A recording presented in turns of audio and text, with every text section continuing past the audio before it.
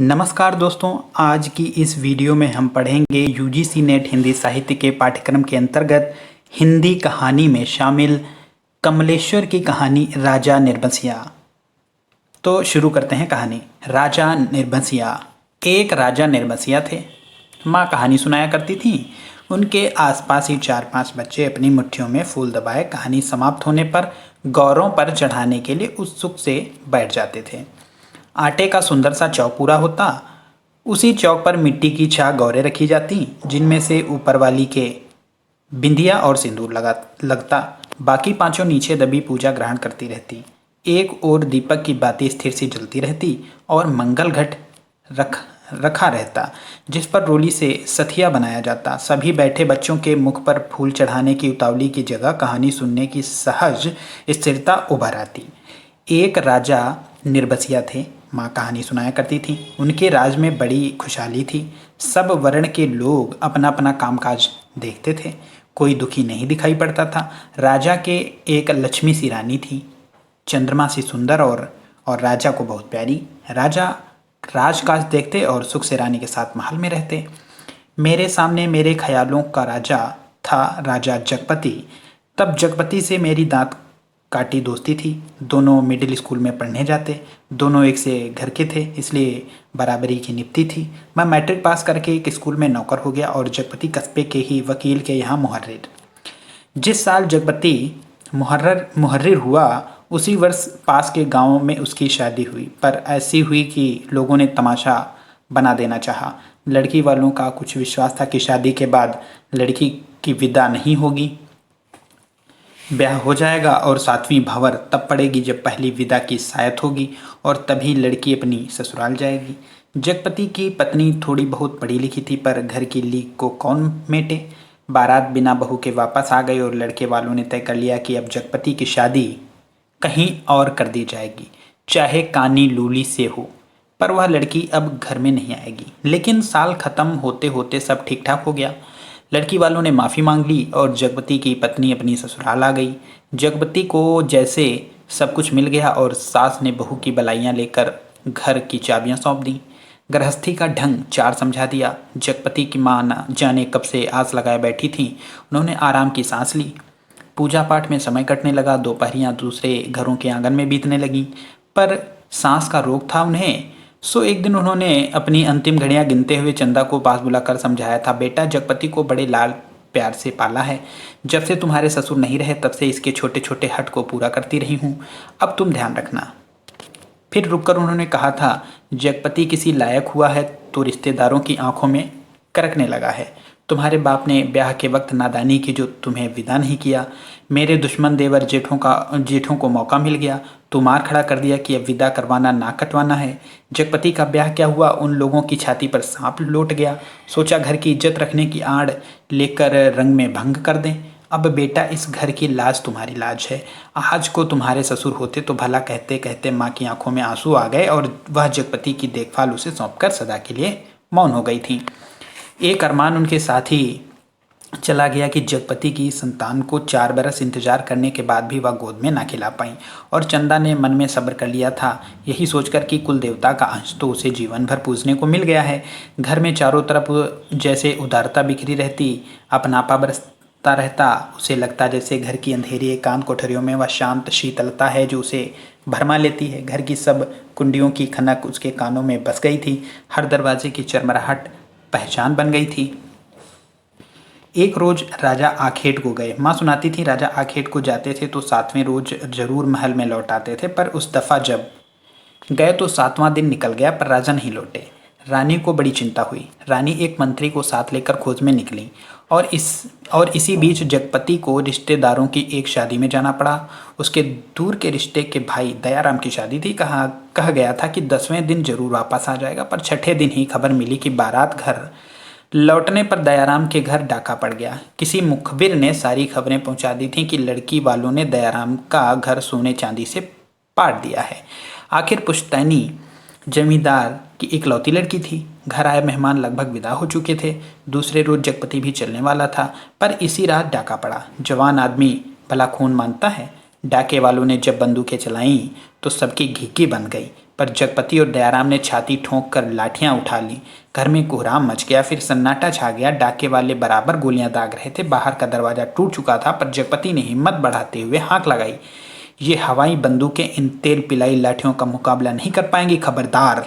पर दरवाजे तड़तड़ टूटते रहे और अंत में एक गोली जगपत की जांघ को पार करती निकल गई और दूसरी उसकी जांघ के ऊपर कूल्हे में समा कर रह गई। चंदा रोती कलपती और मनौतियाँ मानती जब वहां पहुंची तो जगपति अस्पताल में था। दयाराम के थोड़ी चोट आई थी, उसे अस्पताल से छुट्टी मिल गई थी। जगपति की देखभाल के लिए वहीं अस्पताल में मरीजों के रिश्तेदारों के लिए जो कोठरियां बनी थी उन्हीं में चंदा को रुकना पड़ा। कस्बे के अस्पताल से दयाराम का गांव 4 कोस पड़ता था। दूसरे तीसरे वहां से आदमी आते जाते रहते, जिस सामान की ज़रूरत होती पहुंचा जाते। पर धीरे धीरे उन लोगों ने भी खबर लेना छोड़ दिया। एक दिन में ठीक होने वाला घाव तो था नहीं, जांघ की हड्डी चटक गई थी और कूल्हे में ऑपरेशन से 6 इंच का गहरा घाव हो गया था। कस्बे का अस्पताल था, कंपाउंडर ही मरीजों की देखभाल करते। बड़ा डॉक्टर तो नाम के लिए था, या कस्बे के बड़े आदमियों के लिए। छोटे लोगों के लिए तो कंपाउंडर साहब ही ईश्वर के अवतार थे। मरीजों की देखभाल करने वाले रिश्तेदारों की खाने पीने की मुश्किलों से लेकर मरीज की नब्ज तक संभालते थे। छोटी सी इमारत में अस्पताल आबाद था। रोगियों के लिए सिर्फ 6-7 खाटें थीं। मरीजों के कमरे से लगा दवा बनाने का कमरा था, उसी में एक और एक आराम कुर्सी थी और एक नीची सी मेज। उसी कुर्सी पर एक बड़ा डॉक्टर आकर कभी कभी बैठता, नहीं तो बच्चन सिंह कंपाउंडर ही जमा रहता।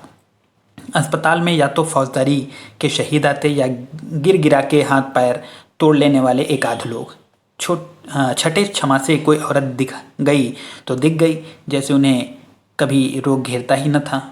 कभी कोई बीमार पड़ती तो घर वाले हाल बता के 8-10 रोज की दवा एक साथ ले जाते और फिर उसके जीने में मरने की खबर तक न मिलती। उस दिन बच्चन सिंह जगपति के घाव की पट्टी बदलने आया। उसके आने में और पट्टी खोलने में कुछ ऐसी लापरवाही थी जैसे गलत बंधी पगड़ी को ठीक से बांधने के लिए खोल रहा हो। चंदा उसकी कुर्सी के पास ही सांस रोके खड़ी थी और वह और रोगियों से बात भी करता जा रहा था। इधर मिनट भर को देखता, फिर जैसे अभ्यस्त से उसके हाथ अपना काम करने लगते। पट्टी एक जगह खून से चिपक गई थी। जगपति बुरी तरह कराह उठा। चंदा के मुख से चीख निकल गई। बच्चन सिंह ने सतर्क होकर देखा तो चंदा मुंह में धोती का पल्ला खोसे अपनी भयातुर आवाज़ दबाने की चेष्टा कर रही थी। जगपति एक बारगी मछली सा तड़प कर रह गया। बच्चन सिंह की उंगलियां थोड़ी सी थरथराई कि उसकी बाह पर टप से चंदा का आंसू छू पड़ा। बच्चन सिंह सिहर सा गया और उसके हाथों की अभ्यस्त निठुराई को जैसे किसी मानवीय कोमलता ने धीरे से छू दिया। आहूं कराहूं दर्द भरी चीखों और चटकते शरीर के जिस वातावरण में रहते हुए भी वह बिल्कुल अलग रहता था। फोड़ों को पके आम सा दबा देता था, खाल को आलू सा छील देता था। उसके मन से जिस दर्द का एहसास उठ गया था वह उसे आज फिर हुआ और वह बच्चे की तरह फूंक फूंक कर पट्टी को नम करके खोलने लगा। चंदा की ओर धीरे से निगाह उठाकर देखते हुए फुसफुसाया, रोगी की हिम्मत टूट जाती है, रोगी की हिम्मत टूट जाती है ऐसे। पर जैसे यह कहते कहते उसका मन खुद अपनी बात से उचट गया। यह बेपरवाही तो चीख और कराहों की एक रास्ता से उसे मिली थी, रोगी की हिम्मत बढ़ाने की कर्तव्य निष्ठा से नहीं। जब तक वह घाव की मरहम पट्टी करता तब तक किन्हीं 2 आंखों की करुणा उसे घेरे रही और हाथ धोते समय वह चंदा की उन चूड़ियों से भरी कलाइयों को बेझिझक देखता रहा जो अपनी खुशी उससे मांग रही थीं। चंदा पानी डालती जा रही थी और बच्चन सिंह हाथ धोते धोते उसकी कलाइयों, हथेलियों और पैरों को देखता जा रहा था। दवा खाने की ओर जाते हुए उसने चंदा को हाथ के इशारे से बुलाकर कहा, दिल छोटा मत करना, जांघ का घाव तो 10 रोज में भर जाएगा, कूल्हे का घाव कुछ दिन जरूर लेगा। अच्छी से अच्छी दवाई दूंगा। दवाइयाँ तो ऐसी हैं कि मुर्दे को चंगा कर दें, पर हमारे अस्पताल में नहीं आती। फिर भी तो किसी दूसरे अस्पताल से नहीं आ सकती वो दवाइयाँ? चंदा ने पूछा। आ तो सकती हैं, पर मरीज को अपना पैसा खर्च करना पड़ता है, उनमें बच्चन सिंह ने कहा। चंदा चुप रह गई तो बच्चन सिंह के मुंह से अनायास ही निकल पड़ा, किसी चीज़ की ज़रूरत हो तो मुझसे बताना। रही दवाइयाँ सो कहीं न कहीं से इंतज़ाम करके ला दूंगा। महकमे से मंगाएंगे तो आते आते महीनों लग जाएंगे। शहर के डॉक्टर से मंगवा दूंगा। ताकत की दवाइयों की बड़ी ज़रूरत है उन्हें। अच्छा देखा जाएगा। कहते कहते वह रुक गया। चंदा ने कृतज्ञता भरी नजरों से उसे देखा और उसे लगा जैसे आंधी में उड़ते पत्ते को कोई अटकाव मिल गया हो। आकर वह जगपति की खाट से लगकर बैठ गई। उसकी हथेली लेकर वह सहलाती रही, नाखूनों को अपने पोरों से दबाती रही। धीरे धीरे बाहर अंधेरा बढ़ चला। बच्चन सिंह तेल की एक लालटेन लाकर मरीजों के कमरे के एक कोने में रख गया। चंदा ने जगपति की कलाई दाबते दाबते धीरे से कहा, कंपाउंडर साहब कह रहे थे। और इतना कहकर वह जगपति का ध्यान आकृष्ट करने के लिए चुप हो गई। क्या कह रहे थे? जगपति अनमने स्वर में बोला, कुछ ताकत की दवाइयाँ तुम्हारे लिए जरूरी हैं, मैं जानता हूँ, पर देखो चंदा, चादर के बराबर ही पैर फैलाए जा सकते हैं। हमारी औकात इन दवाइयों की नहीं है। औकात आदमी की देखी जाती है कि पैसे की। तुम तो देखा जाएगा, कंपाउंडर साहब इंतजाम कर देंगे, उनसे कहूँगी मैं। नहीं चंदा, उधर खाते से मेरा इलाज नहीं होगा, चाहे 1 के 4 दिन लग जाएं। इसमें तो तुम नहीं जानती, कर्जकोड़ का रोग होता है, एक बार लगने से तन तो गलता ही है, मन भी रोगी हो जाता है। लेकिन कहते कहते वह रुक गई। जगपति ने अपनी बात की टेक रखने के लिए दूसरी ओर मुंह घुमा लिया और तीसरे रोज जगपति के सिरहाने कई ताकत की दवाइयाँ रखी थीं और चंदा की ठहरने वाली कोठरी में उसके लेटने के लिए खाट भी पहुंच गई थी। चंदा जब आई तो जगपति के चेहरे पर मानसिक पीड़ा की असंख्य रेखाएं उभरी थीं, जैसे वह अपनी बीमारी से लड़ने के अलावा स्वयं अपनी आत्मा से भी लड़ रहा हो, चंदा की नादानी और स्नेह से भी उलझ रहा हो और सबसे ऊपर सहायता करने वाले की दया से जूझ रहा हो। चंदा ने देखा तो जैसे वह यह सब सह न पाई। उसके जी में आया कि वह कह दे, क्या आज तक तुमने कभी किसी से उधार पैसे नहीं लिए? पर वह तो खुद तुमने लिए थे और तुम्हें मेरे सामने स्वीकार नहीं करना पड़ा था, इसीलिए लेते झिझक नहीं लगी। पर आज मेरे सामने उसे स्वीकार करते तुम्हारा झूठा पौरुष तिलमिलाकर जाग पड़ा है। पर जगपति के मुख पर बिखरी हुई पीड़ा में जिस आदर्श की गहराई थी, वह चंदा के मन में चोर की तरह घुस गई और बड़ी स्वाभाविकता से उसने उसके माथे पर हाथ फेरते हुए कहा, ये दवाइयाँ किसी की मेहरबानी नहीं है, मैंने हाथ का कड़ा बेचने को दे दिया था, उसी से आई हैं, मुझसे पूछा तक नहीं। और जगपत ने कहा, और जैसे खुद मन की कमजोरी को दाब गया, कड़ा बेचने से तो अच्छा था कि बच्चन सिंह की दया ही ओढ़ ली जाती। और उसे हल्का सा पछतावा भी था कि नाहक वह रौ में बड़ी बड़ी बातें कह जाता और ज्ञानियों की तरह सीख दे देता है। और जब चंदा अंधेरा होते उठकर अपनी कोठरी में सोने के लिए जाने को हुई तो कहते कहते यह बात दबा गई कि बच्चन सिंह ने उसके लिए खाट का इंतजाम भी करा दिया है। कमरे से निकली तो सीधी कोठरी में गई और हाथ का कड़ा लेकर सीधे दवाखाने की ओर चली गई, जहां बच्चन सिंह अकेला डॉक्टर की कुर्सी पर आराम से टांगे फैलाए लैंप की पीली रोशनी में लेटा था। जगपति का व्यवहार चंदा को लग गया था और यह भी कि वह क्यों बच्चन सिंह का एहसान अभी से लाद ले, पद के लिए जेवर की कितनी औकात है। वह बेधड़क सी दवाखाने में घुस गई। दिन की पहचान के कारण उसे कमरे की मेज कुर्सी और दवाओं की अलमारी की स्थिति का अनुमान था। वैसे कमरा अंधेरा ही पड़ा था, क्योंकि लैंप की रोशनी केवल अपने वृत्त में अधिक प्रकाशवान होकर कोनों के अंधेरों को और घनीभूत कर रही थी। बच्चन सिंह ने चंदा को घुसते ही पहचान लिया। वह उठकर खड़ा हो गया। चंदा ने भीतर कदम तो रख दिया, पर सहसा सहम गई, जैसे वह किसी अंधेरे कुएं में अपने आप कूद पड़ी हो। ऐसा कुआं जो निरंतर पतला होता गया है और जिसमें पानी की गहराई पाताल की परतों तक चली गई हो, जिसमें पढ़कर वह नीचे धंसती चली जा रही हो। नीचे अंधेरा, एकांत, घुटन, पाप। बच्चन सिंह अवाक ताकता रह गया और चंदा ऐसे वापस लौट पड़ी जैसे किसी काले पिशाच के पंजों से मुक्ति मिली हो। बच्चन सिंह के सामने क्षण भर में सारी परिस्थिति कौंध गई और उसने वहीं से बहुत संयत आवाज में, जबान को दबाते हुए, जैसे बड़ी धीमी आवाज में, चंदा। वह आवाज इतनी बेआवाज थी और निरर्थक होते हुए भी इतनी सार्थक थी कि उस खामोशी में अर्थ भर गया। चंदा रुक गई। बच्चन सिंह उसके पास जाकर रुक गया। सामने का घना पेड़ स्तब्ध खड़ा था। उसकी काली परछाई की परिधि जैसे एक बार फैलकर उन्हें अपने वृत्त में समेट लेती और दूसरे ही क्षण मुक्त कर देती। दवाखाने का लैंप सहसा भभक कर रुक गया और मरीजों के कमरे में से एक कराह की आवाज़ दूर मैदान की छोर तक जाकर डूब गई। चंदा ने वैसे ही नीचे ताकते हुए अपने को संयत करते हुए कहा, ये कड़ा तुम्हें देने आई थी तो वापस क्यों चली जा रही थी? चंदा चुप और 2 क्षण रुक कर उसने अपने हाथ का सोने का कड़ा धीरे से उसकी ओर बढ़ा दिया, जैसे देने का साहस न होते हुए भी यह काम आवश्यक था। बच्चन सिंह ने उसकी सारी काया को एक बार देखते हुए अपनी आंखें उसके सिर पर जमा दी, जिसके ऊपर पड़े कड़े के पार नरम चिकनाई से भरे लंबे लंबे बाल थे जिनकी भाप सी महक फैलती जा रही थी। वह धीरे से बोला, लाओ। चंदा ने कड़ा उसकी ओर बढ़ा दिया। कड़ा हाथ में लेकर और बोला, सुनो। चंदा ने प्रश्न भरी नजरें उसकी ओर उठा दी।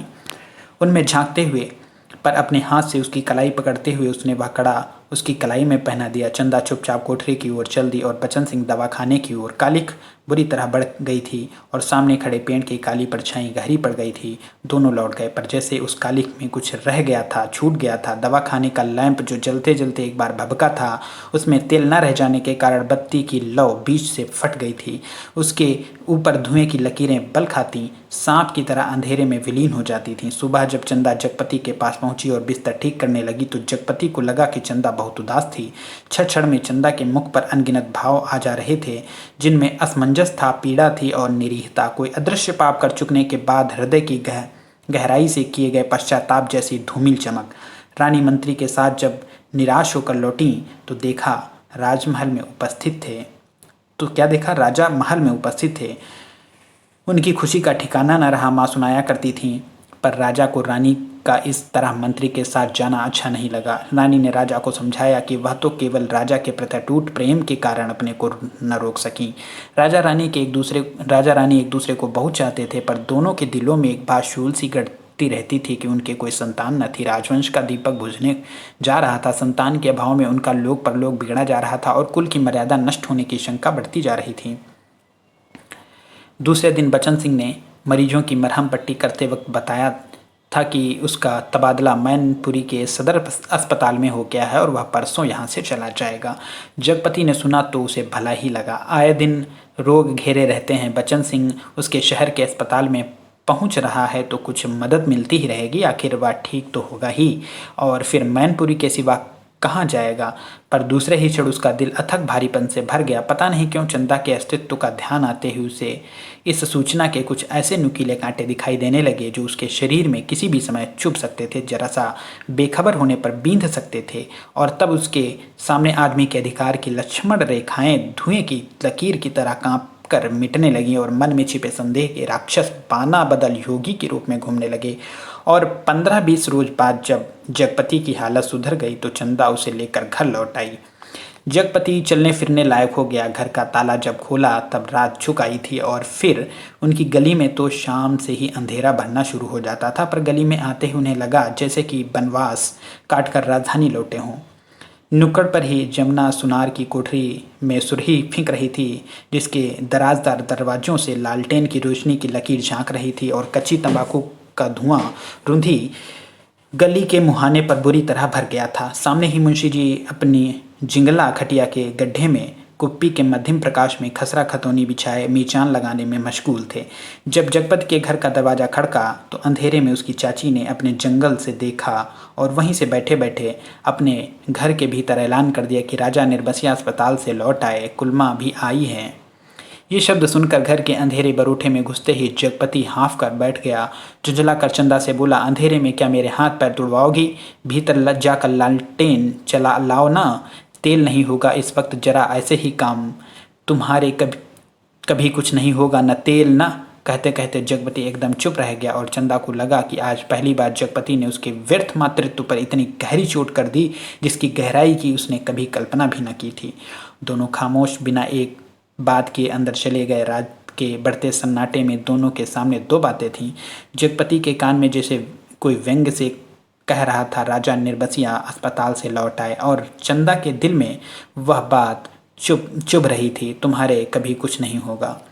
और सिसकती चंदा न जाने कब सो गई, पर जगपति की आंखों में नींद न आई। खाट पर पड़े पड़े उसके चारों ओर एक मोहक भयावना सा जाल फैल गया। लेटे लेटे उसे लगा जैसे उसका स्वयं का आकार बहुत क्षीण होता होता बिंदु सा रह गया। पर बिंदु के हाथ थे, पैर थे और दिल की धड़कन भी। कोठरी का घुटा घुटा सा अंधियारा, मटमैली दीवारें और गहन गुफाओं सी अलमारियां जिनमें से बार बार कोई झांक कर देखता था और वह सिहर उठता था। फिर जैसे सब कुछ तब्दील हो गया हो। उसे लगा कि उसका आकार बढ़ता जा रहा है, बढ़ता जा रहा है। वह मनुष्य हुआ, लंबा तगड़ा तंदुरुस्त पुरुष हुआ। उसकी शिराओं में कुछ फूट पड़ने के लिए व्याकुलता से खौल उठा। उसके हाथ शरीर के अनुपात में बहुत बड़े, डरावने और भयानक हो गए। उनमें लंबे लंबे नाखून निकल आए। वह राक्षस हुआ, दैत्य, आदिम, बर्बर, और बड़ी तेजी से सारा कमरा एक बार की चक्कर काट गया। फिर सब धीरे धीरे स्थिर होने लगा और उसकी सांसें ठीक होती जान पड़ी। फिर जैसे बहुत कोशिश करने पर गिग्गी बंध जाने के बाद उसकी आवाज़ फूटी, चंदा। चंदा की नरम सांसों की हल्की सरसराहट कमरे में जान डालने लगी। जगपति अपनी पार्टी का सहारा लेकर झुका। कांपते पैर उसने जमीन पर रखे और चंदा की खाट के पाए से सिर टिकाकर बैठ गया। उसे लगा जैसे चंदा की इन सांसों की आवाज़ में जीवन का संगीत गूंज रहा है। वह उठा और चंदा के मुख पर झुक गया। उस अंधेरे में आंखें गड़ाए गड़ाए जैसे बहुत देर बाद स्वयं चंदा के मुख पर आभा फूटकर अपने आप बिखरने लगी। उसके नक्श उज्जवल हो उठे और जगपति की आंखों को ज्योति मिल गई। वह मुग्ध सा ताकता रहा। चंदा के बिखरे बाल, जिनमें हाल के जन्मे बच्चे के गबुआरे बालों की सी महक, दूध की कच्चाइंध, शरीर के रस की सी मिठास और स्नेह सी चिकनाहट, और वह माथा जिस पर बालों के पास तमाम छोटे छोटे नरम नरम से रोएं रेशम से, और उस पर कभी लगाई गई सिंदूर की बिंदी का हल्का मिटा हुआ सा आभास, नन्हे नन्हे निर्द्वंद सोए पलक, और उनकी मासूम सी कांटों की तरह बरौनियाँ और सांस में घुलकर आती हुई वह आत्मा की निष्कपट आवाज़ की लय, फूल की पंखुड़ी से पतले पतले होंठ, उन पर पड़ी रेखाएं जिनमें सिर्फ दूध सी महक। उसकी आंखों के सामने ममता सी छा गई, केवल ममता, और उसके मुख से अस्फुट शब्द निकल गया, बच्ची। डरते डरते उसके बालों की एक लट को बड़े जतन से उसने हथेली पर रखा और उंगली से उस पर लकीरें खींचने लगा। उसे लगा जैसे कोई शिशु उसके अंक में आने के लिए छटपटाकर निराश होकर सो गया हो। उसने दोनों हथेलियों को पसार कर उसके सिर को अपनी सीमा में भर लेना चाहा कि कोई कठोर चीज उसकी उंगलियों से टकराई। वह जैसे होश में आया हो। बड़े सहारे से उसने चंदा के सिर के नीचे टटोला। एक रुमाल में बंधा कुछ उसके हाथ में आ गया। अपने को संयत करता वहीं जमीन पर बैठ गया। उसी अंधेरे में उस रुमाल को खोला तो जैसे सांप सूंघ गया। चंदा के हाथ के दोनों सोने के कड़े उसमें लिपटे थे, और तब उसके सामने सब सृष्टि धीरे धीरे टुकड़े होकर बिखरने लगे। ये कड़े तो चंदा बेचकर उसका इलाज करा रही थी। वे सब दवाइयाँ और ताकत के टॉनिक। उसने तो कहा था ये दवाइयाँ किसी की मेहरबानी नहीं है, मैंने हाथ के कड़े बेचने को दिए थे। पर उसका गला बुरी तरह सूख गया, जबान जैसे तालू से चिपक कर रह गई। उसने चाहा कि चंदा को झकझोर कर उठाए, पर शरीर की शक्ति बह सी गई थी, रक्त पानी हो गया था। थोड़ा संयत हुआ। उसने वह कड़े उसी रुमाल में लपेट कर उसकी खाट के कोने पर रख दिए और बड़ी मुश्किल से अपनी खाट की पाटी पकड़कर लुढ़क गया। चंदा झूठ बोली, पर क्यों? कड़े आज तक छिपाए रही। उसने इतना बड़ा दुराव क्यों किया? आखिर क्यों? किस लिए? और जगपति का दिल भारी हो गया। उसे फिर लगा कि उसका शरीर सिमटता जा रहा है और वह एक सींग का बना ढांचा रह गया, नितांत हल्का, हवा में उड़कर भटकने वाले तिनके सा। उस रात के बाद रोज जगपति सोचता रहा कि चंदा से कड़े मांग कर बेच ले और कोई छोटा मोटा कारोबार ही शुरू कर दे, क्योंकि नौकरी छूट चुकी थी। इतने दिन की गैर हाजिरी के बाद वकील साहब ने दूसरा मुहर्रिर रख लिया था। वह रोज यही सोचता, पर जब चंदा सामने आती तो ना जाने कैसी असहाय सी उसकी अवस्था हो जाती। उसे लगता जैसे कड़े मांगकर वह चंदा से पत्नीत्व का पद ही छीन लेगा। मातृत्व तो भगवान ने छीन ही लिया। वह सोचता आखिर चंदा क्या रह जाएगी।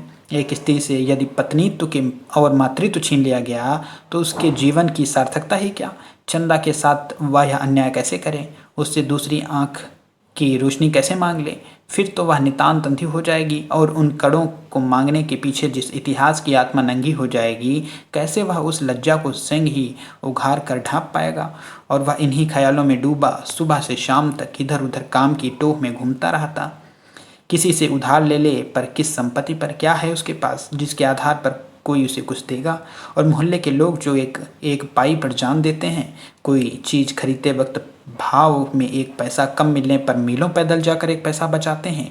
एक एक पैसे की मसाले की पुड़िया बंधवा कर 11 बार पैसों का हिसाब जोड़कर एक आध पैसा उधार कर मिन्नतें करते सौदा घर लाते हैं। गली में कोई खोचे वाला फंस गया तो 2 पैसे की चीज़ को लड़ झगड़ कर 4 दाने ज़्यादा पाने की नीयत से 2 जगह बंधवाते हैं। भाव के जरा से फर्क पर घंटों बहस करते हैं। शाम को सड़ी गली तरकारियों को किफ़ायत के कारण लाते हैं। ऐसे लोगों से किस मुंह से मांग कर वह उनकी गरीबी के एहसास पर ठोकर लगाए।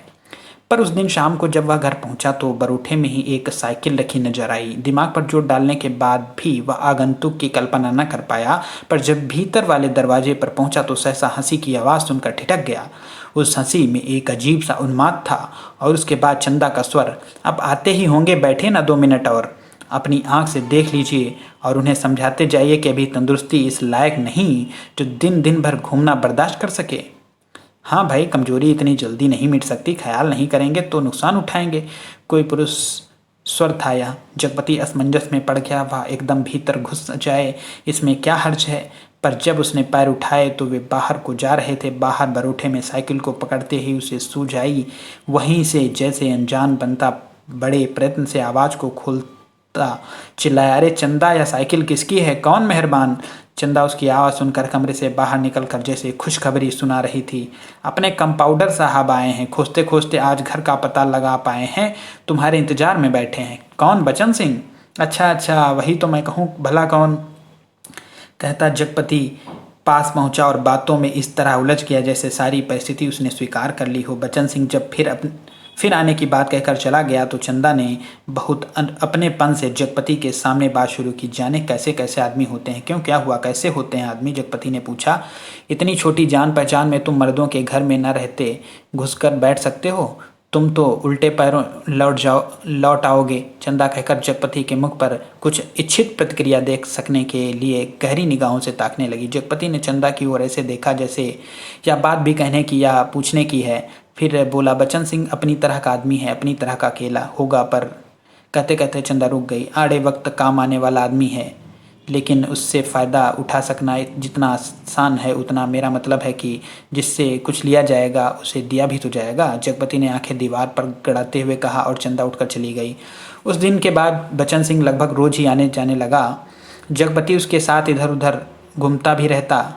बचन सिंह के साथ वह जब तक रहता अजीब सी घुटन उसके दिल को बांध लेती और तभी जीवन की तमाम विषमताएं भी उसकी निगाहों के सामने उभरने लगती। आखिर वह स्वयं एक आदमी है और बेकार, या माना कि उसके सामने पेट पालने की कोई इतनी विकराल समस्या नहीं। वह भूखों नहीं मर रहा है, जाड़े में कांप नहीं रहा है, पर उसके 2 हाथ पैर हैं, शरीर का पिंजरा है जो कुछ मांगता है कुछ, और वह सोचता कुछ। यह कुछ क्या है? सुख? शायद हाँ, शायद नहीं। वह तो दुख में भी जी सकने का आदी है, अभावों में जीवित रह सकने वाला आश्चर्यजनक कीड़ा है। तो फिर वासना? शायद हाँ, शायद नहीं। चंदा का शरीर लेकर उसने उस क्षणिकता को भी देखा है। तो फिर धन? शायद हाँ, शायद नहीं। उसने धन के लिए अपने को खपाया है, पर वह भी तो उस अदृश्य प्यास को बुझा नहीं पाया। तो फिर क्या? वह कुछ क्या है जो उसकी आत्मा में नासूर सा रिश्ता रहता है, अपना उपचार मांगता है? शायद काम। हाँ, यही, बिल्कुल यही, जो उसके जीवन की घड़ियों को निपट सूना न छोड़े, जिसमें वह अपनी शक्ति लगा सके, अपना मन डुबो सके, अपने को सार्थक अनुभव कर सके, चाहे उसमें सुख हो या दुख, आरक्षा हो या सुरक्षा, शोषण हो या पोषण। उसे सिर्फ काम चाहिए, करने के लिए कुछ चाहिए। यही तो उसकी प्रकृत आवश्यकता है, पहली और आखिरी मांग है, क्योंकि वह उस घर में नहीं पैदा हुआ है जहाँ सिर्फ जबान हिलाकर शासन करने वाले होते हैं। वह उस घर में भी नहीं पैदा हुआ है जहाँ सिर्फ मांग कर जीने वाले होते हैं। वह उस घर का है जो सिर्फ काम करना जानता है। काम ही जिसकी आस है, वह सिर्फ काम चाहता है, काम। और एक दिन उसकी काम धाम की समस्या भी हल हो गई। तालाब वाले ऊंचे मैदान के दक्षिणी ओर जगपत की लकड़ी की टाल खुल गई, तक टंग गया। टाल की जमीन पर लक्ष्मी पूजन भी हो गया और हवन भी हुआ। लकड़ी की कोई कमी न थी। गांवों से आने वाली गाड़ियों का इस कारोबार में पैरे हुए आदमियों की मदद से मोल तोल करवा के वहां गिरवा दिया गया। गांठें एक ओर रखी गईं, चैलों का चिट्टा करीने से लग गया और गुद्दे चीरने के लिए डाल दिए गए। 2-3 गाड़ियों का सौदा करके टाल चालू कर दी गई। भविष्य में स्वयं पेड़ खरीद कर कटाने का तय किया गया। बड़ी बड़ी स्कीमें बनी कि किस तरह जलाने की लकड़ी से बढ़ाते बढ़ाते एक दिन इमारती लकड़ी की कोठी बनेगी, चीरने की नई मशीन लगेगी। कारोबार बढ़ जाने पर बचन सिंह भी नौकरी छोड़कर उसी में लग जाएगा और उसने महसूस किया कि वह काम में लग गया है। अब 24 घंटे उसके सामने काम है, उसके समय का उपयोग है। दिन भर में वह 1 घंटे के लिए किसी का मित्र हो सकता है, कुछ देर के लिए वह पति हो सकता है, पर बाकी समय, दिन और रात के बाकी घंटे, उन घंटों के अभाव को सिर्फ उसका अपना काम ही भर सकता है। और वह अब वह कामदार तो था, लेकिन जब टाल की उस ऊंची जमीन पर पड़े छप्पर के नीचे तख्त पर वह गल्ला रखकर बैठता, सामने लगे लकड़ियों के ढेर, कटे हुए पेड़ों के तने, जड़ों को लुढ़का हुआ देखता तो एक निरीहता बरबस उसके दिल को बांधने लगती। उसे लगता एक व्यर्थ पिशाच का शरीर टुकड़े टुकड़े करके उसके सामने डाल दिया गया है। फिर इन पर और कुल्हाड़ी चलेगी और इनके रेशे रेशे अलग हो जाएंगे और तब इनकी ठठरियों को सुखाकर किसी पैसे वाले के हाथ तक पर तौल कर बेच दिया जाएगा। और तब उसकी निगाहें सामने खड़े ताड़ पर अटक जाती, जिसके बड़े बड़े पत्तों पर सुर गर्दन वाले गिद्ध पर फड़फड़ा कर देर तक खामोश बैठे रहते। ताड़ का काला गडरेदार तना और उसके सामने ठहरी हुई वायु में निस्सहाय कांपती भारहीन नीम की पत्तियां चकराती झड़ती रहती। धूल भरी धरती पर लकड़ी की गाड़ियों के पहियों की पड़ी हुई लीक धुंधली सी चमक उठती और बगल वाले मूंगफली के पेंच की एक रस खरखराती आवाज कानों में भरने लगती। बगल वाली कच्ची पगडंडी से कोई गुजर कर टीले के ढलान से तालाब की नीचाई में उतर जाता, जिसके गंदले पानी में कूड़ा तैरता रहता और सुअर कीचड़ में मुंह डालकर उस कूड़े को रौंदते रहते। दोपहर सिमटती और शाम की धुंध छाने लगती तो वह लालटेन जलाकर छप्पर के खंभे की कील में टांग देता और उसके थोड़ी ही देर बाद अस्पताल वाली सड़क से बचन सिंह एक काले धब्बे की तरह आता दिखाई पड़ता। गहरे पड़ते अंधेरे में उसका आकार धीरे धीरे बढ़ता जाता और जगपति के सामने जब वह आकर खड़ा होता तो वह उसे बहुत विशाल सा लगने लगता, जिसके सामने उसे अपना अस्तित्व डूबता महसूस होता। एक आध बिक्री की बातें होती और तब दोनों घर की ओर चल देते। घर पहुंचकर बचन सिंह कुछ देर जरूर रुकता, बैठता, इधर उधर की बातें करता। कभी मौका पड़ जाता तो जगपति और बचन सिंह की थाली भी साथ लग जाती। चंदा सामने बैठकर दोनों को खिलाती। बचन सिंह बोलता जाता, क्या तरकारी बनी है, मसाला ऐसा पड़ा है कि उसकी भी बहार है तो और तरकारी का स्वाद भी नहीं मरा। होटलों में या तो मसाला ही मसाला रहेगा या सिर्फ तरकारी ही तरकारी। वाह वाह, क्या बात है अंदाज की। और चंदा बीच बीच में टोकर बोलती जाती, इन्हें तो जब तक दाल में प्याज का भुना घी न मिले तब तक पेट ही नहीं भरता। या सिरका अगर इन्हें मिल जाए तो समझो सब कुछ मिल गया। पहले मुझे सिरका न जाने कैसा लगता था, पर अब ऐसा जबान पर चढ़ा है कि या इन्हें कागज सी पतली रोटी पसंद ही नहीं आती। अब मुझसे कोई पतली रोटी बनाने को कहे तो बनती ही नहीं, आदत पड़ गई है और फिर मन ही नहीं करता। पर चंदा की आंखें बचन सिंह की थाली पर ही जमी रहती। रोटी निपटी तो रोटी परोस दी, दाल खत्म नहीं हुई तो भी एक चमचा और परोस दी और जगपति सिर झुकाए खाता रहता। सिर्फ एक गिलास पानी मांगता और चंदा चौंक कर पानी देने के पहले कहती, अरे तुमने तो कुछ लिया ही नहीं। कहते कहते वह पानी दे देती और तब उसके दिल पर गहरी सी चोट लगती। न जाने क्यों वह खामोशी की चोट उसे बड़ी पीड़ा दे जाती, पर वह अपने को समझा लेती। कोई मेहमान तो नहीं है, मांग सकते थे। कोई मेहमान तो नहीं है, मांग सकते थे, भूख नहीं होगी। जगपति खाना खाकर टाल पर लेटने चला जाता, क्योंकि अभी तक कोई चौकीदार नहीं मिला था। छप्पर के नीचे तख्त पर जब वह लेटता तो अनायास ही उसका दिल भर भर आता। पता नहीं कौन कौन से दर्द एक दूसरे में मिलकर तरह तरह की टीस, चटखन और ऐंठन पैदा करने लगते। कोई एक रग दुखती तो वह सहलाता भी। जब सभी नसें चटकती हों तो कहाँ कहाँ राहत का अकेला हाथ सहलाए। लेटे लेटे उसकी निगाह ताड़ के उस और बनी पुख्ता कब्र पर जम जाती, जिसके सिरहाने कटीले बबूल की एकाकी पेड़ सुन्न सा खड़ा रहता। उस कब्र पर एक पर्दाशीन औरत बड़े लिहाज से आकर सवेरे सवेरे बेला और चमेली के फूल चढ़ा जाती। घूम घूम कर उसके फेरे लेती और माथा टेकर कुछ कदम उदास उदास सी चलकर एकदम तेजी से मुड़कर बिसातियों के मोहल्ले में खो जाती। शाम होते फिर आती, एक दिया बारती और अगरबत्तियाँ जलाती। फिर मुड़ते हुए ओढ़नी का पल्ला कंधों पर डालती तो दिए की लौ कांपती, कभी कांप कर बुझ जाती, पर उसके कदम बढ़ चुके होते, पहले धीमे, थके, उदास से और फिर तेज, सधे, सामान्य से। और वह फिर उसी मोहल्ले में खो जाती और तब रात की तन्हाइयों में बबूल के कांटों के बीच उस साए साए करते ऊंचे नीचे मैदान में जैसे उस कब्र से कोई रूह निकल कर निपट अकेली भटकती रहती। तभी ताड़ पर बैठे सुर्ख गर्दन वाले गिद्ध मनहूस सी आवाज में किलबिला उठते और ताड़ के पत्ते भयानकता से खड़बड़ा उठते। जगपति का बदन कांप जाता और वह भटकती रूह जिंदा रह सकने के लिए जैसे कब्र की ईंटों में बबूल के साए तले दुबक जाती। जगपति अपनी टांगों अब जगपति अपनी टांगों को पेट से खींचकर कंबल में मुँह छिपा औंधा लेट जाता। तड़के ही ठेके पर लगे लकड़हारे लकड़ी चीरने आ जाते। तब जगपति कंबल लपेट घर की ओर चला जाता। राजा रोज सवेरे टहलने जाते थे। माँ सुनाया करती थी। एक दिन जैसे ही महल के बाहर निकल कर आए कि सड़क पर झाड़ू लगाने वाली मेतरानी उन्हें देखते ही अपना झाड़ू पंजा पटक कर माथा पीटने लगी और कहने लगी, हाय राम, आज राजा निर्बसिया का मुंह देखा है। न जाने रोटी भी नसीब होगी कि नहीं, न जाने कौन सी विपद टूट पड़े। राजा को इतना दुख हुआ कि उल्टे पैरों महल को लौट गए। मंत्री को हुक्म दिया कि मेहतरानी का घर नाज से भर दें और सब राशि वस्तु उतार राजा उसी क्षण जंगल की ओर चले गए। उसी रात रानी को सपना हुआ कि कल की रात तेरी कामना पूरी होने वाली है। रानी बहुत पछता रही थी, पर फौरन ही रानी राजा को खोजती खोजती उस सराय में पहुंच गई जहां वह टिके हुए थे। रानी भेष बदलकर सेवा करने वाली भटियारिन बनकर राजा के पास रात में पहुंची। रात भर उनके साथ रहीं और सुबह राजा के जागने से पहले सराय छोड़ महल में लौट गईं। राजा सुबह उठकर दूसरे देश की ओर चले गए। 2 ही दिनों में राजा के निकल जाने की खबर राज भर में फैल गई। राजा निकल गए, चारों तरफ यही खबर फैली थी और उस दिन टोले मोहल्ले के हर आंगन में बरसात के मेघ की तरह यह खबर बरस कर फैल गई कि चंदा के बाल बच्चा होने वाला है। नुक्कड़ पर जमुना सुनार की कोठरी में फिकती सुरही रुक गई। मुंशी जी ने अपना मीजान लगाना छोड़ विस्फारित नेत्रों से ताक कर खबर सुनी। बंसी किराने वाले ने कुएं में आधी गई रस्सी खींच डोल मन पर पटक कर सुना। सुदर्शन दर्जी ने मशीन के पहिए को हथेली से रगड़ कर रोक कर सुना। हंसराज पंजाबी ने अपनी नील लगी मलगुजी कमीज की आस्तीनें चढ़ाते हुए सुना और जगपति की बेवा चाची ने औरतों के जमघट में बड़े विश्वास पर भेद भरे स्वर में सुनाया, आज 6 साल हो गए शादी को, न बाल न बच्चा, न जाने किसका पाप है उसके पेट में और किसका होगा सिवा उस मुस्टंडे कंपोटर के। न जाने कहाँ से कुलच्छनी इस मोहल्ले में आ गई।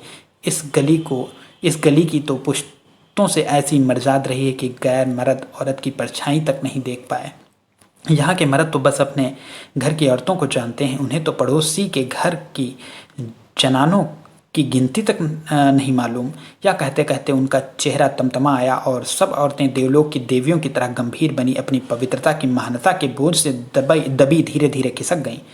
सुबह यह खबर फैलने से पहले जगपति टाल पर चला गया था, पर सुनी उसने भी आज ही थी। दिन भर वह तखत पर कोने की ओर मुंह किए पड़ा रहा, न ठेके की लकड़ियां चिरवाई, न बिक्री की ओर ध्यान दिया, न दोपहर का खाना खाने ही घर गया। जब रात अच्छी तरह फैल गई तो वह एक हिंसक पशु की भांति उठा। उसने अपनी उंगलियां चटकाई, मुट्ठी बांधकर बाँह का जोर देखा तो नसें तनी और बाँह में कठोर कंपन सा हुआ। उसने 3-4 पूरी सांसें खींची और मजबूत कदमों से घर की ओर चल पड़ा। मैदान खत्म हुआ, कंकड़ की सड़क आई, सड़क खत्म हुई, गली आई, पर गली के अंधेरे में घुसते ही वह सहम गया, जैसे किसी ने अदृश्य हाथों से उसे पकड़कर सारा रक्त निचोड़ लिया। उसकी फटी हुई शक्ति कि नस पर हिम शीतल होंठ रखकर सारा रस चूस लिया और गली के अंधेरे की हिकारत भरी कालिक और भी भारी हो गई, जिसमें घुसने से उसकी सांस रुक जाएगी, घुट जाएगी। वह पीछे मुड़ा पर रुक गया। फिर कुछ संयत होकर वह चोरों की तरह निशब्द कदमों से किसी तरह घर की भीतरी देहरी तक पहुंच गया। दाईं ओर की रसोई वाली दहलीज में कुप्पी टिमटिमा रही थी और चंदा अस्त व्यस्त सी दीवार से सिर टेके शायद आसमान निहारते निहारते सो गई थी। कुप्पी का प्रकाश उसके आधे चेहरे को उजागर किए था और आधा चेहरा गहन कालिमा से डूबा अदृश्य था। वह खामोशी से खड़ा ताकता रहा। चंदा के चेहरे पर नारीत्व की प्रौढ़ता आज उसे दिखाई दी। चेहरे की सारी कमनीयता न जाने कहाँ खो गई थी, उसका अछूतापन न जाने कहाँ लुप्त हो गया है। तोड़े फूल को पानी में डालकर ताज़ा किया गया हो, जिसकी पंखुड़ियों में टूटन की सुरमई रेखाएं पड़ गई हों, पर भीगने से भारीपन आ गया हो। उसके खुले पैर पर उसकी निगाह पड़ी तो सूजा सा लगा, एड़ियाँ भरी, सूजी सी और नाखूनों के पास अजब सा सूखापन। जगपति का दिल एक बार महसूस उठा। उसने चाहा कि बढ़कर उसे उठा ले, अपने हाथों से उसका पूरा शरीर छू छू कर सारा कलुष पोंछ दे, अपनी सांसों की अग्नि में तपाकर एक बार फिर उसे पवित्र कर ले और उसकी आंखों की गहराई में झांक कर कहे देवलोक से किस शापवश निर्वासित हो तुम इधर आ गईं। चंदा यह शाप तो अमिट था। तभी चंदा ने हड़बड़ाकर आंखें खोली। जगपति को सामने देख उसे लगा कि वह एकदम नंगी हो गई हो। अतिशय लज्जित हो उसने अपने पैर समेट लिए, घुटनों से धोती नीचे सरकाई और बहुत संयत से उठकर रसोई के अंधेरे में खो गई। जगपति एकदम हताश हो वहीं कमरे की देहरी पर चौखट से सिर टिका बैठ गया। नजर कमरे में गई तो लगा कि पराये स्वर वहाँ गूंज रहे हैं, जिसमें चंदा का भी एक है। हर तरफ घर के हर कोने में अंधेरा सैलाब की तरह बढ़ता आ रहा था। एक अजीब निस्तब्धता असमंजस गति पर, पथभ्रष्ट शक्लें पर आकारहीन खाना खा लेते। चंदा का स्वर कानों में पड़ा। वह अनजाने ऐसे उठ बैठा जैसे तैयार बैठा हो। उसकी बात की आज तक उसने अवज्ञा न की थी। खाने तो बैठ गया पर कौर नीचे नहीं सरक रहा था। तभी चंदा ने बड़े सधे शब्दों में कहा, कल मैं गांव जाना चाहती हूँ। जैसे वह इस सूचना से परिचित था। बोला, अच्छा। चंदा फिर बोली, मैंने बहुत पहले घर चिट्ठी डाली थी, भैया कल लेने आ रहे हैं। तो ठीक है। जगपति वैसा ही डूबा डूबा बोला। चंदा का बांध टूट गया और वह वहीं घुटनों में मुंह दबाकर कातर सी फफक कर रो पड़ी। न उठ सकी न हिल सकी। जगपति क्षण भर को विचलित हुआ, पर जैसे जम जाने के लिए उसके होंठ फड़के और क्रोध के ज्वालामुखी को जबरन दबाते हुए भी वह फूट पड़ा। यह सब मुझे क्या दिखा रही है बेशर्म, बेगैरत। उस वक्त नहीं सोचा था जब जब मेरी लाश तले तब तब की बात झूठ है। शिष्यों के बीच चंदा का स्वर फूटा, लेकिन जब तूने मुझे बेच दिया। आग सुलगाता सा एक भरपूर हाथ चंदा की कनपटी पर पड़ा और जगपति अपनी हथेली को दूसरी से दबाता खाना छोड़कर कोठरी में घुस गया और रात भर कुंडी चढ़ाए उसी कालिख में घुटता रहा। दूसरे दिन चंदा घर छोड़कर अपने गांव चली गई। जगपति पूरा दिन और रात टाल पर ही काट देता। उसी वीराने में, तालाब के बगल, कब्र बबूल और ताड़ के पड़ोस में। पर मन मुर्दा हो गया था। जबरदस्ती वह अपने को वहीं रोके रहता। उसका दिल होता कहीं निकल जाए, पर ऐसी कमजोरी उसके तन और मन को खोखला कर गई थी कि चाहने पर भी वह जा न पाता। हिकारत भरी नजरें सहता पर वहीं पड़ा रहता। काफ़ी दिनों बाद जब नहीं रहा गया तो एक दिन जगपति घर पर ताला लगा नज़दीक के गांव में लकड़ी कटाने चला गया। उसे लग रहा था कि अब वह पंगु हो गया है, बिल्कुल लंगड़ा, एक रेंगता कीड़ा जिसके न आँख है, न कान, न मन, न इच्छा। वह उस बाग में पहुंच गया जहां खरीदे पेड़ कटने थे। दो आरे वालों ने पतले पेड़ के तने पर आरा रखा और कर्र कर्र का आवाज शोर शुरू हो गया। दूसरे पेड़ पर बन्ने और शकूरे की कुल्हाड़ी बज उठी और गांव से दूर उस बाग में एक अनहद शोर शुरू हो गया। जड़ पर कुल्हाड़ी पड़ती तो पूरा पेड़ थर्रा जाता। करीब के खेत की मेड़ पर बैठे जगपत का शरीर भी जैसे कांप कांप उठता। चंदा ने कहा था, लेकिन जब तुमने मुझे बेच दिया, क्या वह ठीक कहती थी? क्या बचन सिंह ने टाल के लिए जो रुपए दिए थे उसका ब्याज इधर चुकता हुआ? क्या सिर्फ वही रुपए आग बन गए जिसकी आंच में उसकी सहनशीलता, विश्वास और आदर्श मोम से पिघल गए? शकूरे। बाग से लगे दड़े पर किसी ने आवाज़ लगाई। शकूरे ने कुल्हाड़ी रोककर वहीं से हाँक लगाई। कोने के खेत से लगी लीक बनी है, जरा मेड़ मारकर नंगा ला गाड़ी। जगपति का ध्यान भंग हुआ। उसने मुड़कर दड़े पर आंखें गड़ाई। दो भैंसा गाड़ियां लकड़ी भरने के लिए आ पहुंची थीं। शकूरे ने जगपति के पास आकर कहा, एक गाड़ी का भर्त तो हो गया, बल्कि 1.5 का। अब इस पतरिया पेड़ को न छाट दें। जगपति ने उस पेड़ की ओर देखा जिसे काटने के लिए शकूरे ने इशारा किया था। छोटे से पेड़ की एक शाख हरी पत्तियों से भरी थी। वह बोला, अरे यह तो हरा है भी, इसे छोड़ दो। हरा होने से क्या, उखट तो गया है, न फूल का न फल का। अब कौन इसमें फल फूल आएंगे? 4 दिन में पत्ती झुरा जाएंगी। शकूरे ने पेड़ की ओर देखते हुए उस्तादी अंदाज में कहा, जैसा ठीक समझो तुम। जगपति ने कहा और उठकर मेड़ पक्के कुएं पर पानी पीने चला गया। दोपहर ढलते गाड़ियां भरकर तैयार हुई और शहर की ओर रवाना हो गईं। जगपति को उनके साथ आना पड़ा। गाड़ियां लकड़ी से लदी शहर की ओर चली जा रही थीं और जगपति गर्दन झुकाए कच्ची सड़क की धूल में डूबा भारी कदमों से धीरे धीरे उन्हीं की बजती घंटियों के साथ जीव सा बढ़ता जा रहा था। कई बरस बाद राजा परदेश से बहुत सा धन कमाकर गाड़ी में लाद कर अपने देश की ओर लौटे। माँ सुनाया करती थी, राजा की गाड़ी का पहिया महल से कुछ दूर पतेल की झाड़ी में उलझ गया। हर तरह की कोशिश की पर पहिया न निकला। तब एक पंडित ने बताया कि सकट के दिन का जन्मा बालक अगर अपने घर की सुपारी लाकर उसमें छुआ दे तो पहिया निकल जाएगा। वहीं दो बालक खेल रहे थे। उन्होंने यह सुना तो कूदकर पहुंचे और कहने लगे कि हमारी पैदाइश शकट की है, पर सुपारी तब लाएंगे जब तुम आधा धन देने का वादा करो। राजा ने बात मान ली। बालक दौड़े दौड़े घर गए, सुपारी लाकर छुआ दी, फिर घर का रास्ता बताते आगे आगे चले। आखिर गाड़ी महल के सामने उन्होंने रोक ली। राजा को बड़ा अचरज हुआ कि हमारे ही महल में ये बालक कहाँ से आ गए। भीतर पहुंचे तो रानी खुशी से बेहाल हो गई, पर राजा ने पहले उन बालकों के बारे में पूछा तो रानी ने कहा कि ये दोनों बालक उन्हीं के राजकुमार हैं। राजा को विश्वास नहीं हुआ। रानी बहुत दुखी हुई। गाड़ियां जब टाल पर आकर लगीं और जगपति तख्त पर हाथ पैर ढीले करके बैठ गया तो पगडंडी से गुजरते मुंशी जी ने उसके पास आकर बताया, कभी उस दिन वसूली में तुम्हारी ससुराल के नज़दीक एक गांव में जाना हुआ तो पता लगा कि 15-20 दिन हुए चंदा के लड़का हुआ है। और फिर जैसे मोहल्ले में सुनी सुनाई बातों पर पर्दा डालते हुए बोले, भगवान के राज में देर है अंधेर नहीं जगपति भैया। जगपति ने सुना तो पहले उसने गहरी नज़रों से मुंशी जी को ताका, पर वह उनके तीर का निशाना ठीक ठीक नहीं खोज पाया, पर सब कुछ सहन करते हुए बोला, देर और अंधेर दोनों हैं। अंधेर तो सरासर है, तिरिया चरित्र है, सब बड़े बड़े हार गए। कहते कहते मुंशी जी रुक गए, पर कुछ इस तरह जैसे कोई बड़ी भेद भरी बात है जिसे उनकी गोल होती हुई आंखें समझा देंगी। जगपति मुंशी जी की तरफ ताकता रह गया। मिनट भर मनहूस सा मौन छाया रहा। उसे तोड़ते हुए मुंशी जी बड़ी दर्द भरी आवाज़ में बोले, सुन तो लिया होगा तुमने? क्या? कहने को तो जगपति कह गया, पर उसे लगा कि अभी मुंशी जी उस गांव में फैली बात को ही बड़ी बेदर्दी से कह डालेंगे। उसने नाहक पूछा। तभी मुंशी जी ने उसकी नाक के पास मुंह ले जाते हुए कहा, चंदा दूसरे के घर बैठ रही है, कोई मधुसूदन है वहीं का, पर बच्चा दीवार बन गया है। चाहते तो वो यही है कि मर जाए तो रास्ता खुले, पर राम जी की मर्जी। सुना है बच्चे के रहते भी वो चंदा को बैठाने को तैयार है। जगपति की सांसें गले में टक्कर रह गईं। बस आंखें मुंशी जी के चेहरे पर पथराई सी जड़ी थीं। मुंशी जी बोले, अदालत से बचा तुम्हें मिल सकता है, अब काहे की शर्म लिहाज अपना कहकर किस मुंह से मांगूं बाबा। हर तरफ तो कर से दबा हूँ, तन से मन से पैसे से इज्जत से, किसके बल पर दुनिया संजोने की कोशिश करूं। कहते कहते वह अपने में खो गया। मुंशी जी वहीं बैठ गए।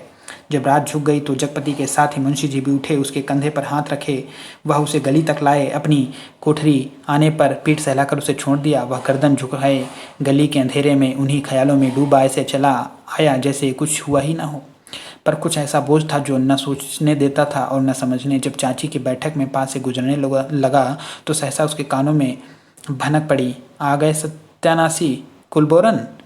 उसने जरा नज़र उठा कर देखा तो गली की चाची भौजाइयाँ बैठक में जमा थीं और चंदा की ही चर्चा छिड़ी थी, पर वह चुपचाप निकल गया। इतने दिनों बाद ताला खोला और बरोठे के अंधेरे में कुछ सूझ न पड़ा तो एकाएक वह रात उसकी आंखों के सामने घूम गई जब वह अस्पताल से चंदा के साथ लौटा था। बेवा चाची का जहर बुझा तीर राजा निर्बसिया अस्पताल से लौट आए और आज सत्यानाशी कुलबोरन और स्वयं उसका वह वाक्य जो चंदा को छेद गया था, तुम्हारे कभी कुछ न होगा। और उस रात की शिशु चंदा के लड़का हुआ है।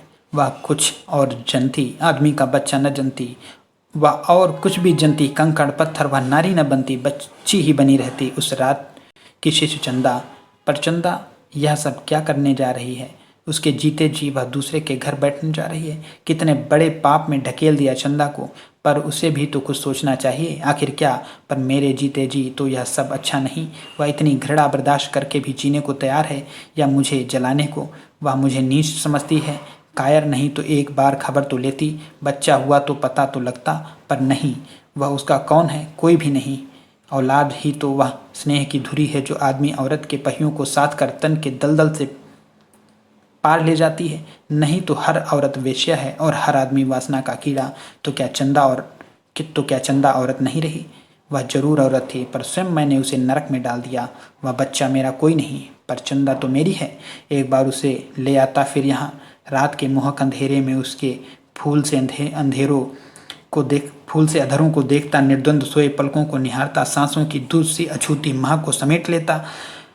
आज का अंधेरा घर में तेल भी नहीं जो दिया जला ले। और फिर किसके लिए? कौन जलाए? चंदा के लिए। पर उसे तो उसने बेच दिया था। सिवा चंदा के कौन सी संपत्ति उसके पास थी जिसके आधार पर कोई कर्ज देता? कर्ज न मिलता तो यह सब कैसे चलता? काम पेड़ कहाँ से कटते? और तब शकूरे के वे शब्द उसके कानों में गूंज गए, हरा होने से क्या उखड़ तो गया है, वह स्वयं भी तो एक उखटा हुआ पेड़ है, न फल का न फूल का, सब व्यर्थ ही तो है। जो कुछ सोचा उस पर कभी विश्वास न कर पाया। चंदा को चाहता रहा पर उसके दिल में चाहत न जगा पाया। उसे कहीं से एक पैसा मांगने पर डांटता रहा पर खुद लेता रहा, और आज वह दूसरे के घर बैठ रही है। उसे छोड़कर वह अकेला है, हर तरफ बोझ है जिसमें उसकी नस नस कुचली जा रही है, रग रग फट गई है, और वह किसी तरह टटोल टटोल कर भीतर घर में पहुंचा। रानी अपने कुल देवता के मंदिर में पहुंची। माँ सुनाया करती थीं अपने सतीत्व को सिद्ध करने के लिए उन्होंने घोर तपस्या की। राजा देखते रहे, कुल देवता प्रसन्न हुए और उन्होंने अपनी दैवी शक्ति से दोनों बालकों को तत्काल जन्मे शिशुओं में बदल दिया। रानी की छातियों में दूध भर आया, उनमें से धार फूट पड़ी जो शिशुओं के मुंह से गिरने लगी। राजा को नारी के सतीत्व का सबूत मिल गया।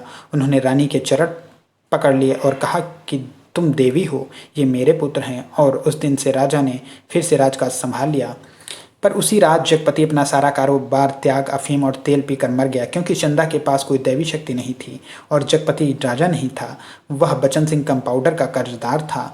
राजा ने तो बातें की, माँ सुनाती थी।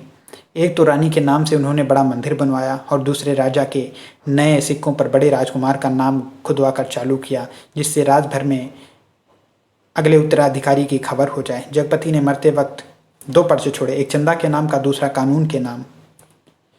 चंदा को उसने लिखा था, चंदा मेरी अंतिम चाह यही है कि तुम बच्चे को लेकर चली आना।